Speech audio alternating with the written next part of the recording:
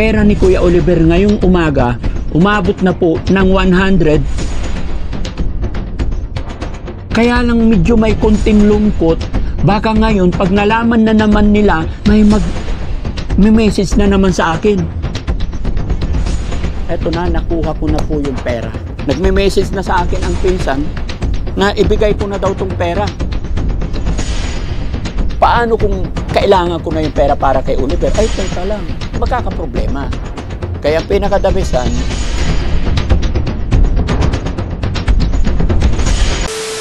basta po kayo. Ayan, thanks to God. Tatapos lang natin naligo at paalis na naman tayo. Meron tayong mission na naman mga kababayan. Mga senior na naman ang mission natin ngayon. Mamimigay po tayo ng bigas, tsaka grocery, asukal, kape para sa mga senior, para sa ating mga lolo't lola. Alam nyo naman, pagdating sa ating mga lolo't lola, coffee is life. Maging iba natin mga kababayan kahit hindi pa senior. All-in-one na yata mga kababayan. Lahat. Lalong-lalo na dito sa Pilipinas, talagang coffee is life. Kaya yun ipapamigay natin sa ating mga kababayan. Pero alam nyo ba mga kababayan, kung bakit po ako nag-update ulit sa inyo ngayon? Kadahilanan po sa mga blessing na pinapadala ninyo. Mga suporta na pinapadala ng ating mga kababayan. Kaya ninais ko na i-update kayo bago kami bumiyahe ng aking team. No? Mga kababayan, masaya po ako. Hindi ko alam kung anong uunahin ko eh. Kasi dalawa yan eh, parang nalulungkot ako, pero nangibabaw pa rin ang saya ko. No? Una mga kababayan, nalulungkot ako kasi parang nagkakaroon tayo ng problema about money. Although hindi sa akin nagkakaroon ng problema about money mga kababayan. Kasi gaya na aking sinabi, hindi po magiging usapin ang pera kay Daddy Frankie, especially sa mga sponsor, from sponsor. Malabo mangyari po yan sa aking team mga kababayan. Kaya nalulungkot ako na nung nalaman ng mga kamag-anak, pinsan, yung perang ini-announce ko na karaang araw na 100K ang pera ni Kuya Oliver, nagkaroon ng pinsan na may pinsan na lumalabas. No, although napag-usapan na natin yan kagabi, kaya medyo nalulungkot ako. Pero ngayon mga kababayan, paggising ko after kong itapik yan kagabi, ngayong umaga, masaya naman ako na hindi ko alam, kinakabahan ako. Pero wala akong magagawa mga kababayan kundi magpasalamat. Lalong-lalo na sa mga nagpadala. Dahil po, ang pera ni Kuya Oliver ngayong umaga, umabot na po ng 120,000 pesos. Yes mga kababayan, 120,000 pesos na po ang pera ni Kuya Oliver, yung natatanggap natin galing sa ating mga mapagmahal na sponsor through GCash po. 120,000 na po mga kababayan. So masaya po ako kasi kahit wala na si Kuya Oliver dito sa atin, nandoon na siya sa pagamutan, ay patuloy nyo pa rin akong sinusuportahan para kay Kuya Oliver. Kaya I'm so very happy talaga at I'm so very glad na ipamalita to sa inyo mga kababayan. Kaya lang medyo may konting lungkot, baka ngayon pag nalaman na naman nila na 120 na, may message na naman sa akin. O kaya baka may tatawag na sa akin. Di ba mga kababayan? Kaya ito yung sinasabi ko na masaya ako, na kinakabahan ako, parang nalulungkot ka ako kasi hindi ko alam kung sinong susundin ko. Pero gaya ng sinabi nyo mga kababayan, wag munang ibigay, hintayin natin si Kuya Oliver dahil marami siyang gastusin paglabas niya. Which is, yan ang totoo.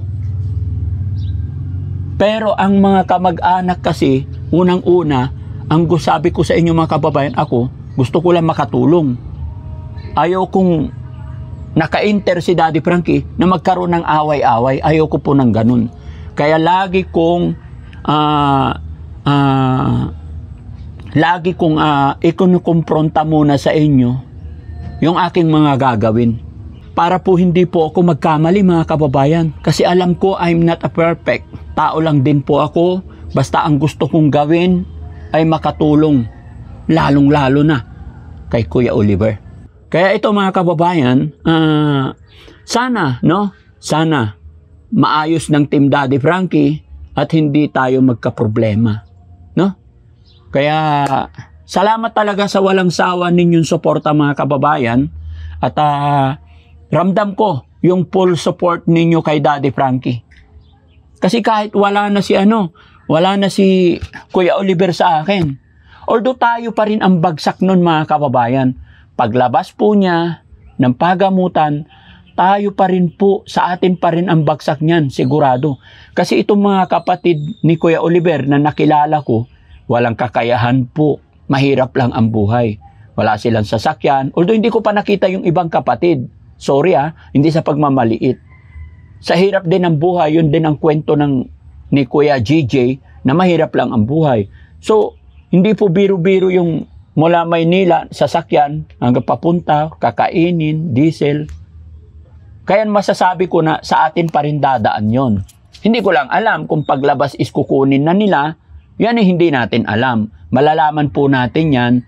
Basta ako po, si Daddy Frankie, mga kababayan, kung ano sasabihin ng pamilya, doon po tayo magpo-focus. Pero yung pera naman, sa mga sponsor natin itatanong yan. Pero pagdating kay Kuya Oliver, paglabas niya, kung ano yung main concern ng mga kapatid, yun po ang magaganap. Dahil kahit anong gawin natin, kamag-anak pa rin po or mga kapatid pa rin ang makakapag-desisyon. Basta tayo, mga kababayan, i-offer lang natin yung mga bagay-bagay na gusto nating gawin para matulungan ang ating kapatid na si Kuya Oliver. Pero kung sasabihin nila ganito sa amin na, walang problema.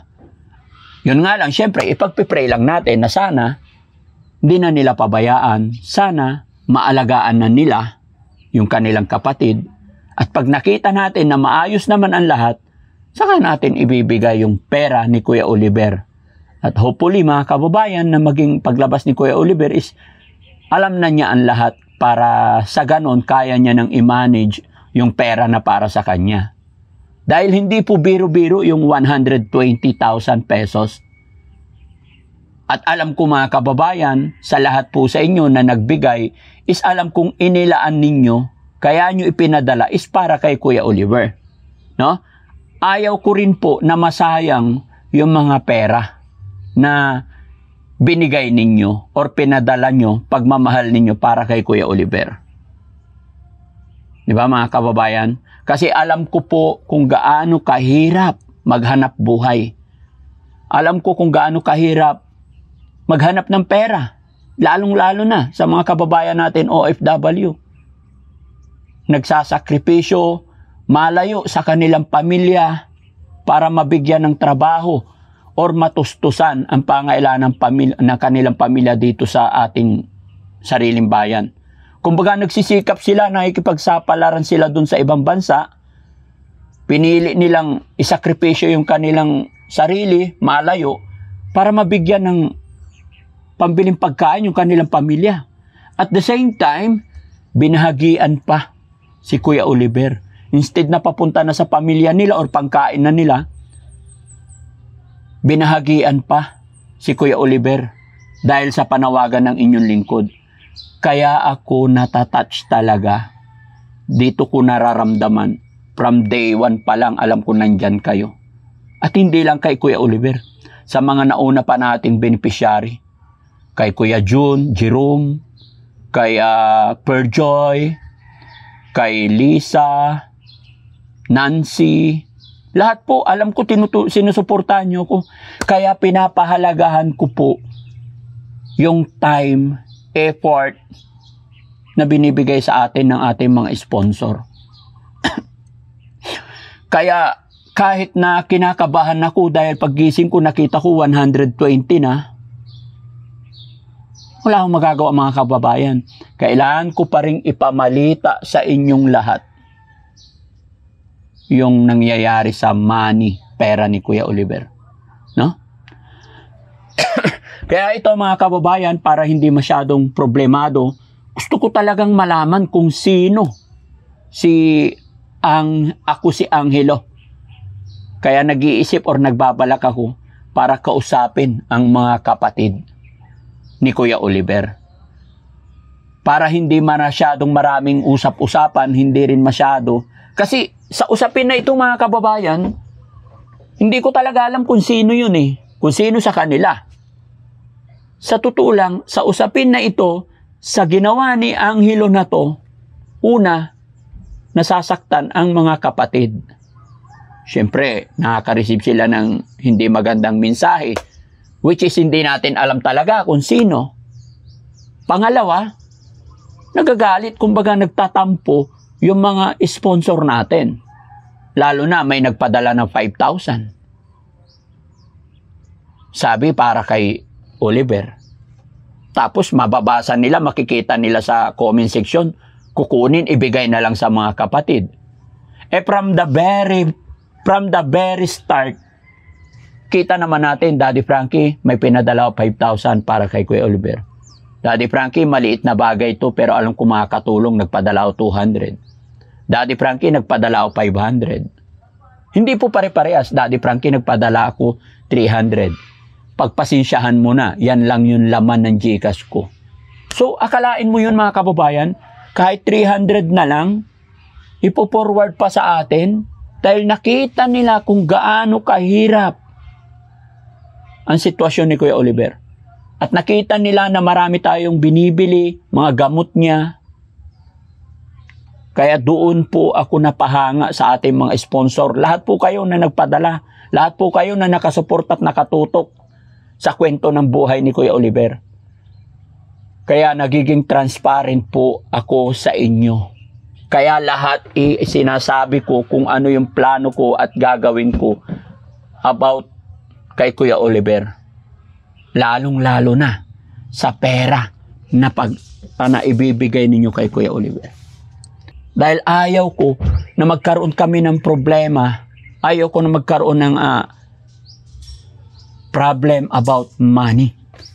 Dahil tandaan nyo po yan mga kababayan, kung ano ang dumating sa atin na money, pera, ipinadala ng mga sponsor para sa ating beneficiary, ibibigay ko po yan. Much more dadagdagan ko pa. Dahil alam ko may revenue po ako.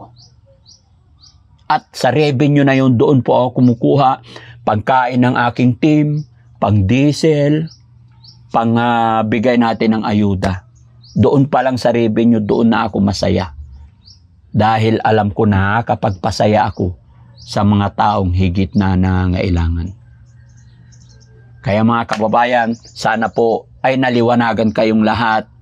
At sana po ay maging okay, maliwanagan din ang mga kamag-anak ni Kuya Oliver pagdating sa pera.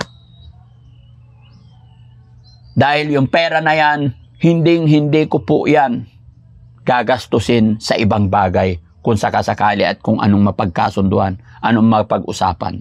Ang pera ang binigay para kay Oliver, para kay Kuya Oliver. Kung mayroon man akong mga ibang beneficiary mga kababayan, may sariling budget yung beneficiary na yan. Hindi makukuha, hindi mababawasan yung kay Kuya Oliver. Unless itong beneficiary ko may another na ibang tao magbibigay, yun ang mapupunta sa kanila.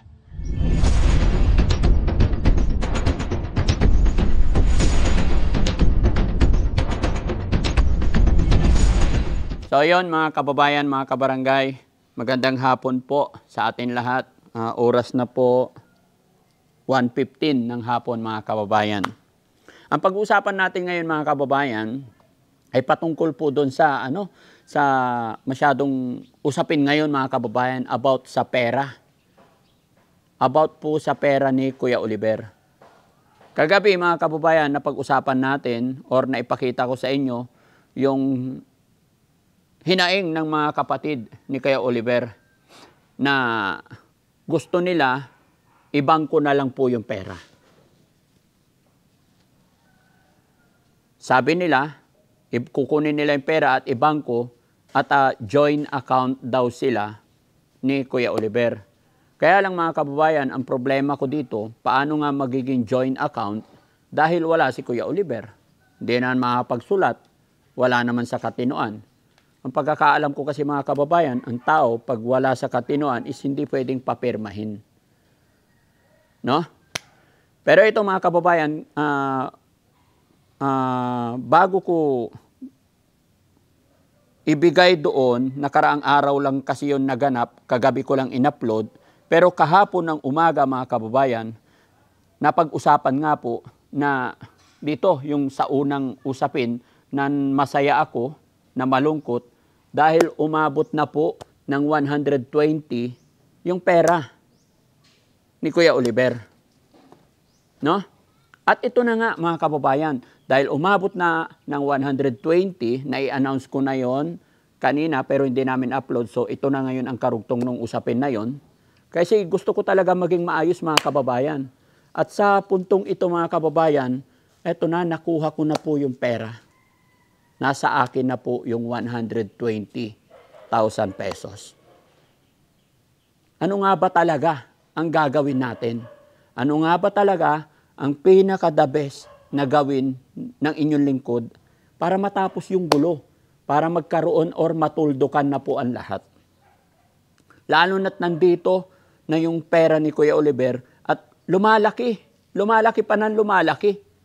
Di ba? Nung unang announce ko yung 100, nagulat nga po ako. Una, malungkot ako kasi nagkakaproblema about money.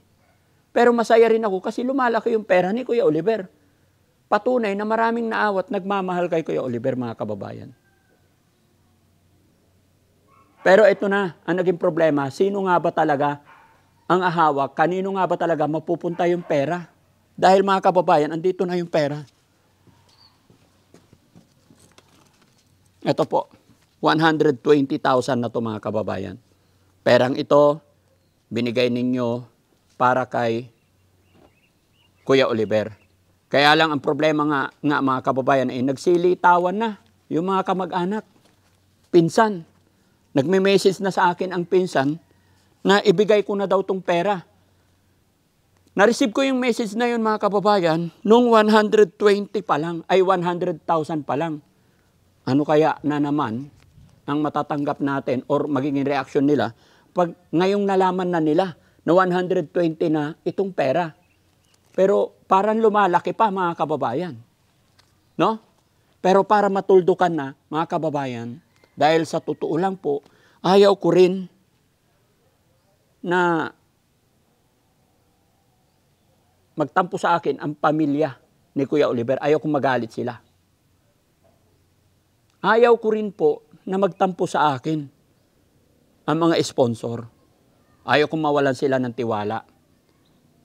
Pero mas ayaw ko mga kababayan na ako ang hahawak nito. Kaya ibibigay ko na lang po yung pera. Para wala na pong masabi sa akin. Para wala na pong gulo mga kababayan. Dahil ang perang ito yung sinumpaan at ipinangako ko sa inyong lahat. Pag pera ng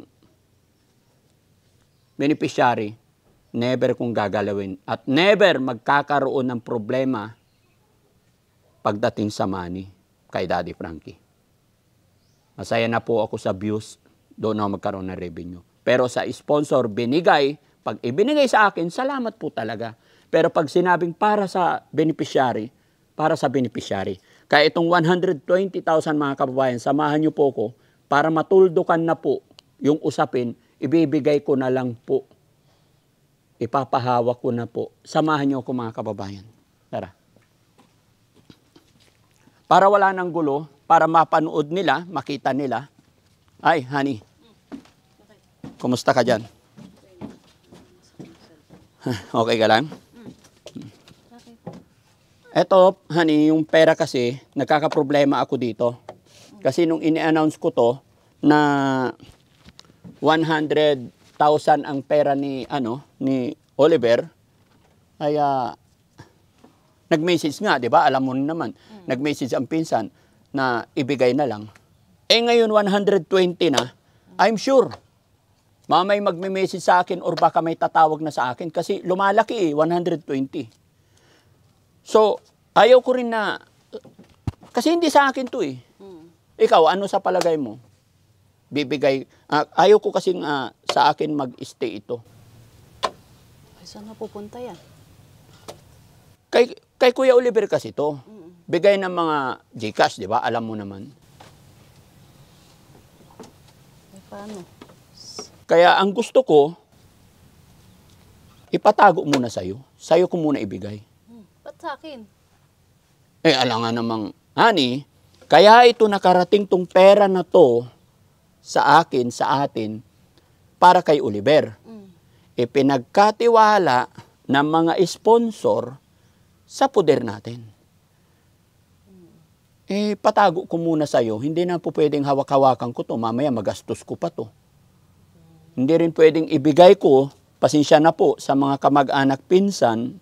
Alam kong naiintindihan din nila ako, mga kababayan. Hindi naman po pwedeng ipahawak yung sinasabi nilang ibangko, tapos joint account. Hindi rin po ako sang-ayon. Kasi sa hirap ng buhay ngayon, real talk lang tayo mga kababayan, pag nagastos yan, mahirap na po ibalik. Eh paano? Kung ibinigay ko to sa kanila halimbawa, tapos pag nagastos, hindi natin alam kung anong kailan lalabas si Kuya Oliver. Bigla-bigla lumabas or bigla-bigla tumawag, may bibilihin, may gamot, may kailangan. Paano kung kailangan ko na yung pera para kay Oliver? Ay, teka lang, wala pa. So, magkakaproblema. Kaya ang pinakadabesan, ikaw na lang muna, tago mo na lang sa ano mo, sa taguan mo ng pera. Kaya hawakan mo yan. 120, ito ano to han? 50, di ba? 50. So, 100. Bibilangin ko to. 1, 2, 3, 4, 5, 6, 7, 8, 9, 10, 11, 12, 13, 14, 15, 16, 17, 18, 19, 20,000. Lagay mo dito sa gitna para hindi magkalat. Okay, sige, ikaw bahala. Ikaw masunod. Para pag lumabas si Oliver, may magamit din siya. Sa palagay mo, tama ba to na sa atin na lang? Ikaw, yung opinion mo. Para sa akin, okay Tumingin lang ka sa naman. camera. Para sa akin, okay lang naman na itago ko ito. Para pag lumabas si Oliver o may kailanganin siya, is may magamit tayo. Anytime, pwede kong makuha sa kanya mga kababayan. Yes. No? Okay lang naman sa akin. Baka pang parlor mo rin yan. Ay, hindi. Joke lang. Para kay Oliver, para kay Oliver. Yes po, mga kababayan. Para sa kanya po ito. Kasi ang concern talaga natin dito mga kababayan, pinaka-concern, hindi naman po ito mabubuo, yung pera na ito mga kababayan, kung hindi sa panawagan ni Daddy Frankie about Kuya Oliver. Sa totoo lang, kaya maraming nagmahal, naawa kay Kuya Oliver. Imagine, 16 years na kulong, ang daming magkakapatid, ganun ang sinapit. Kaya maraming naawa talaga, ipinagkatiwala. Kumbaga, mga kababayan, naintindihan ko po kayo, lahat po na nagpadala.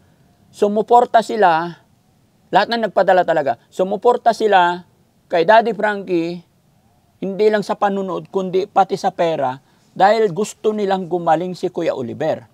Ngayon, kung susundin natin, yung sinabi ng pamilya na itago, sila ang magtago, lalo na't malaking pera to, yun nga, mawawalan ng tiwala talaga. Kaya mga kababayan, mga kabarangay, pagpaumanhin nyo po, para matapos din, ito yung desisyon ni Daddy Frankie sa ngayon. Ipatago ko na lang muna kay Aling Rochelle. At least ito, nakasiguro ako na kukunin ko. Andyan agad pag kailangan na. No? At respeto din sa kagustuhan ng nakarami. Ito yung sinasabi ko na hindi po ako pagdating sa pera ng sponsor, pagdating sa pera ng beneficiary, hindi po ako basta-basta nagde-decide. Kasi hindi naman sa akin yan. Galing sa mga butihing sponsor. Kaya siguro tama lang na wag muna nating ibigay. Pero wag po kayong mag-alala, mga kapatid, mga pinsan.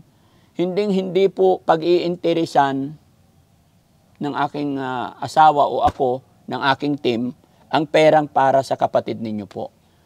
Ngayon mga kababayan, pag dumating na si Kuya Oliver, andyan na si Kuya Oliver, at magaling na siya, may awa ang Diyos, hopefully ipag-pray natin, at alam na niya ang tama't mali, bibigay ko to kung hindi nagastos. Bibigay natin. At siya na rin mismo ang bahala kung sinong bibigyan niya. Pero sana hindi naman. Sana, syempre kasi para sa kanya to, di ba? Kung ano yung magiging desisyon ni Kuya Oliver, pag nasa tamang kaisipan na siya, at least naramdaman ni Kuya Oliver yung pagmamahal natin, lalong-lalo na sa mga sponsor. At least, pag nandyan na si Kuya Oliver, pwede natin siyang bilhan kung ano yung makakapagpasaya sa kanya. Ikabubuti niya. Di ba? Kung ano yung nararapat sa katawan niya. Ikaw, honey, anong opinion mo? Anong masasabi mo? Yes, tama lang naman na muna na talagang, yun sa akin nga, okay lang naman sa akin, no? Opinion ko yun. Para, yun nga, gaya ng sinabi mo, pag lumabas siya, may mga gagamitin siya. May gagamitin siyang pera para sa kanya. Ano mensahe mo sa mga kamag-anak? Paano kung magalit sila sa atin? Yun lang. Mga kapatid at mga pinsan ni Oliver, wag po sana kayong magagalit. Ano po, yun po, gaya po ng nakita namin sa mga comment section ng mga followers natin is nagsasuggest po nila na hindi mo nang ibigay sa inyo. Pero sana po, maintindihan nyo po yun. Kasi nga po, ito nga pong pera no, is para kay Oliver. Para po sa kapakanan niya, sa kinabukasan niya once na lumabas na siya sa hospital. Kaya sana po, maintindihan nyo po sana yung naging desisyon ni Daddy Frankie. At wag po kayo mag-alala, nasa mabuting kamay po ang pera. Di ba? Kasi dalawa po ang iniingatan ni Daddy Frankie, mga kababayan. Una, yung tiwala ng tao sa akin. Yan ang ayaw na ayaw kong masira, lalong-lalo na sa pera. Kaya sa mga nagpapadala po or mga nag-sponsor sa akin, sakali po na may nakaligtaan kami, mga kababayan, message nyo lang po ako, Daddy Frankie. May pinadala ako, parang hindi mo pa na-mention. Gusto ko lang iklaro kung na-receive nyo ba o hindi. Para i-recall namin. Kasi lahat po talaga ng dating, pinapacheck ko yan sa aking mga kasama. Ganon din kay Ma'am Aussie ng Australia. Hindi ko na maalala kung 3,000 o 1,500 yung pinadala nila para kay alam ko para dun sa bulag na matanda. No? Nasabi ko yun, di ba? Magkano yun? 3,000, 1,500? Hindi ko po tanda pero para dun po talaga yun sa... Kay Ma'am Aussie, maraming salamat po, mga kababayan, mga kabarangay, sa totoo lang po, maraming nagbibigay pero nakalista, hindi ko lang mapuntahan agad-agad. Kasi sa totoo lang, magkakalayo ang lugar ng mga yan. Di ba? Kaya, step by step, pero pupuntahan ko. At makakasa po kayo, never ko po talaga pag-interesan. Alam kong alam nyo rin yan. Pero, kaya ako nagsasabi para maintindihan din ng iba. Dahil gusto ko transparent talaga.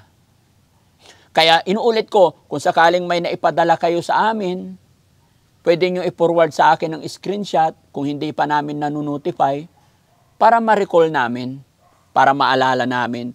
Pero basta natanggap na nakita namin, lista po yan. Medyo matagal lang talaga. Step by step po. Tsaka isa pa, mga kababayan, medyo bumagal yung trabaho namin ngayon. Sad to say, ayaw ko sanang sabihin, pero para hindi na rin po kayo magtaka. Sana tulungan niyo po ako, mga kababayan, samahan niyo po ako na manalangin. Dahil last Sunday po, nasa ICU ang aking mother. Heart attack po. At hanggang ngayon,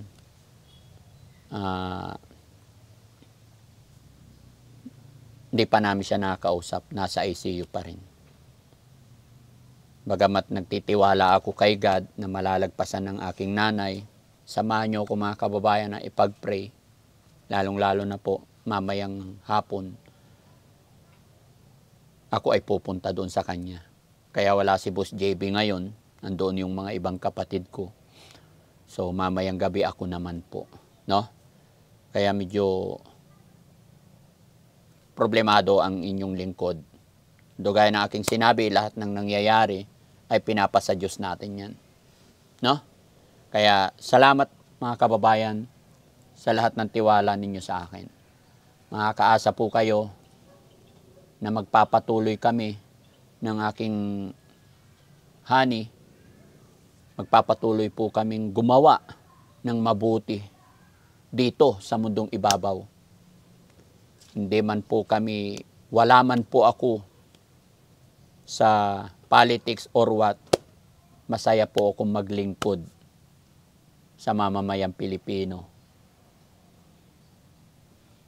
na abot ng aking makakaya. Masaya po ako mga kababayan, kahit may mga time talaga na pagod, puyat, pero masaya po ako. Aaminin ko mga kababayan siyempre. Hindi ako stupido.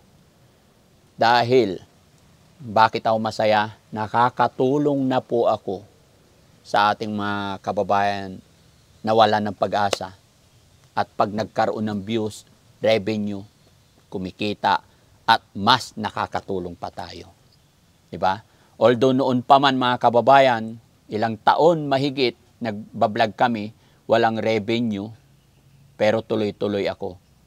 Dahil gaya ng sinabi ko, masaya po ako na nakikitang nakakatulong ako. Lalong-lalo na't problemado ang ating bansa sa mga kinakaharap. Pero ako mga kababayan, gaya ng aking sinabi, matibay, matatag. Dahil sa dami na rin ng mga pinagdaanan ko, naging matatag na talaga. Kumbaga, hindi ko na sinasabi perfect ako pagdating sa mga ganyan. Pero subok na. Kaya alam ko lahat tayo may kanya-kanyang problema.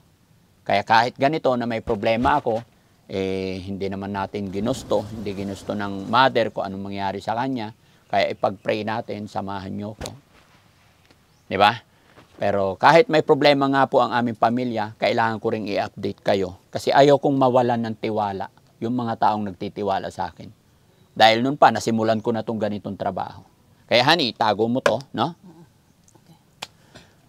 Talian mo. Kagagaling ko lang kasi mga kababayan, withdraw lang to. Ayaw ko rin kasi magtagal, baka ma-hack tayo, ma-scam tayo, no? Kaya kinuha ko na, no? Kaya sana mga kababayan, no? Maging maliwanag sa atin lahat. Kaya sa lahat po ng mga nagsasabi dyan na ganito, ganyan, mga kababayan, maaring ang kamag-anak din nila Kuya Oliver is hindi pa sila ganun mag-isip, kaya wag na po natin silang husgaan masyado. Hayaan na po natin dahil lagi ko nga sinasabi, hindi naman po ganun kabilis maniwala si Daddy Frankie. Lahat yan, pinag-aaralan ko, pinag-iisipan ko kung ano yung best.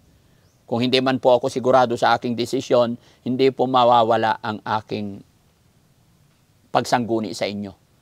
Lalong-lalo nga po sa pera. Kukuha po ako sangguni, opinion ninyo. Dahil yung pagbablog natin, kumbaga hindi ito mabubuhay or hindi ito iikot, hindi ito magmamanage ng kami-kami lang. Hindi ito mag-work na kami-kami lang. Kaya nagiging matagumpay tayo dahil alam ko nandyan kayo na nakasuporta. Kaya marapat lang na bawat galaw ko, kung hindi ako sigurado, ay isasangguni ko sa inyo. Marapat lang po. Lalong-lalo na sa perang ito na sa inyo galing, kaya kukuha ako ng opinion ninyo. At iyon ang nabasa ko kagabi, karamihan. May nagsabi pa nga, Daddy Frankie, natutuwa po ako sa mga ginagawa mo. Hindi man po ako isa or hindi man ako nakapagpadala sa GCash at pera na yan, pero pag ibinigay mo sa kanila, magtatampo talaga ako sa iyo. Daddy Frankie, nakakawalang gana kung ibibigay mo sa kanila. Kasi alam namin at ramdam namin na magkakaproblema pag ibigay mo ang pera. So yun ang ayaw kong mangyari. Yung mawalan kayo ng tiwala sa akin about money. Diba? Dahil ang pera mga kababayan, hindi natin dapat pinag-iinteresan.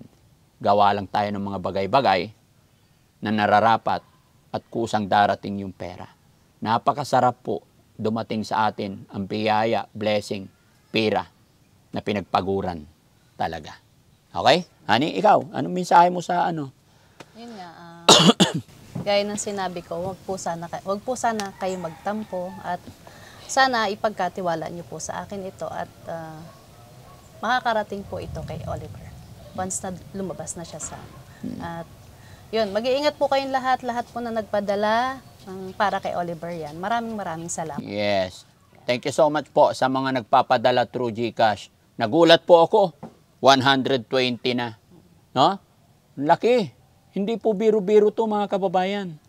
Kaya pakaiingatan namin yan. Salamat po talaga sa suporta. Kaya mga kababayan, wag po sana kayong magsawa na i-share ang mga upload videos natin para mas makatulong pa tayo. Lalong-lalo na po, may nakilala naman tayo si Ate Janice, yung isang OFW, teacher na OFW na tinutulungan natin. Kaya lang, medyo problema rin yun mga kababayan kasi nung nagpunta ako doon, nag-iwan ako ng 5,000, parang pinag-aagawan yung pera. Kaya, bakit nga ba? Gaano nga ba ka-power sa kanila ang pera? Pati sa Senado, pinag-aawayan pera. Kahit kay Daddy Frankie. Ano ba yun? Pero, kaya natin yan mga kababayan. No? Maraming salamat po and magandang gabi po sa inyong lahat. Sana po yung naging liwanag sa inyong lahat. Shoutout po sa lahat na nandyan sa premiere. Sa mga nagpapakulay, maraming salamat po. Napakalaking bagay po yan. No? Sa Team Rise Above, thank you so much po, Tita Honey S. Ayan. Sino ba yung mga nagpapakulay dyan kagabi? Ay, kay Ma'am Flora Vlogs yan. Okay. Maraming salamat po kay... Kasi hindi ko na... Sino pa? Yung mga nagpapakulay kagabi? Ayan. Ang dami. Hindi namin mabanggit tuloy mga kababayan. Pasensya na po kayo. Pero isa lang masasabi ko, alam ni God kung sino kayo. Si God na po ang bahala. At sana, lalo pa kayong i-bless ni God para mas makatulong pa kayo. Napakasaya ni Daddy Frankie dahil ngayon lang ako nakakatanggap ng mga ganito na sa tulong ninyo ay mas makakatulong po ako. Hindi man po ito sa akin pero napakalaking karangalan kay Daddy Frankie at kay Mami Rochelle na may tiwala kayo sa amin. Kaya hindi po ito masasayang. Hindi namin ipagsasawalang bahala yung mga trust ninyo sa amin, tiwala ninyo sa amin. No? Kaya shoutout po sa inyong lahat mga kababayan dyan. Magandang gabi po sa inyong lahat. Thank you so much. God bless po. Daddy Frankie po mga kababayan, anak ng Pangasinan, from Pangasinan. Baka hindi pa kayo nakasubscribe sa aking YouTube channel mga kababayan. Pwede po kayong mag-subscribe dyan at click yung bell button para lagi kayong ma-update sa mga nagaganap lalong-lalo na sa ating mga beneficiary, no? Sa aking YouTube channel, Buo Lagi ang Kwento, no? At syempre kay Aling Rochelle din mga kababayan, sana aking napakagandang asawa, na paboritong asawa, no? Pwede nyo rin siyang isubscribe sa kanyang YouTube channel, Aling Rochelle Vlog. May mga upload videos din siya doon mga kababayan, kagaya kagabi, doon nyo makikita kung paano niya pinakain, inaalagaan ang ating mga beneficiary dito, lalo na sa mga panahon na nandito siya. No? Kaya thank you so much po. Magandang gabi. God bless po. Mabuhay po tayong lahat. Bye-bye po.